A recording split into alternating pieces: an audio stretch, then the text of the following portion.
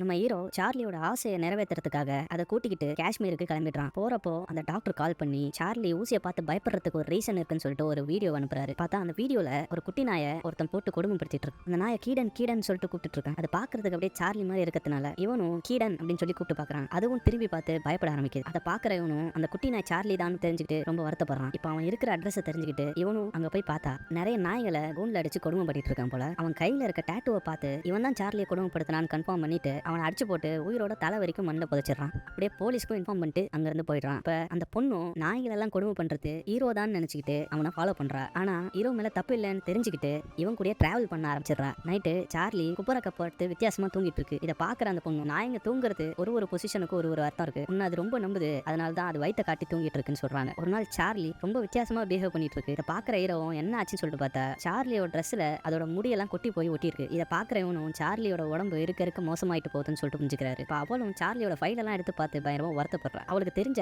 Writer ஒருத்தர் அங்க இருப்பாரு. இப்ப இவங்களை கூப்பிட்டு இவங்க 2 பேர் பத்தின கதையை நான் எழுதி மேகசின்ல ஆர்டிகலா போட போறேன்னு சொல்லிட்டு சொல்றாரு. இப்ப அவளும் அந்த ரைட்டர் கூட போயிடுறா. இப்ப இவனும் சார்லியும் ரொம்ப தூரம் பைக்ல போயிட்டே இருக்கான். திடீர்னு பெட்ரோல் காலி ஆயிடுது. லிஃப்ட் கேட்கும்போது ஒருத்தர் ஹெல்ப் பண்றாரு. பார்த்தா அவர்கிட்ட ஒரு கருப்பு கலர் லேப்ரடார் இருக்கும். அந்த நாயை அவரோட பையன் மாதிரி பார்த்துப்பாரு. இவங்க 2 பேரும் நல்லா ஃப்ரெண்ட்ஸ் ஆயிட்டாங்க. இன்னொரு பக்கம் அந்த நாய்களும் ஃப்ரெண்ட்ஸ் ஆயிடுதுங்க. இப்ப இவங்க கிட்ட இருக்கிற காசு எல்லாம் காலி. சார்ஜ் இல்லாம சுவிட்ச் ஆஃப் பண்ண போன் மட்டும் தான் இருக்கும். சார்லி சாப்பிட்டு ஒரு நாளா இருக்கும். இதனால இவன் ஒரு ஹோட்டல் கிட்ட போயிட்டு இந்த போனை வச்சுக்கிட்டு நாய்க்கு மட்டும் சாப்பாடு கொடுங்கன்னு சொல்லி கேட்கறான். வேற வழியே இல்ல, இந்த பைக்கே வித்துட்டு சார்லியை காஷ்மீர் கூட்டு போலான்னு சொல்லிட்டு பார்த்தா சார்லி பிரெக்னெண்டா வேற இருக்கான்னு சொல்லிட்டு தெரிய வருது. பார்ட் 5 வேணும்னா பார்ட் 5 கமெண்ட் பண்ணிட்டு சேனலுக்கு சப்ஸ்கிரைப் பண்ண மறந்துடாதீங்க. ஃபுல் வீடியோவும் பார்க்கணும்னா கீழே இருக்க லிங்கை தொட்டு பாருங்க. தேங்க்யூ.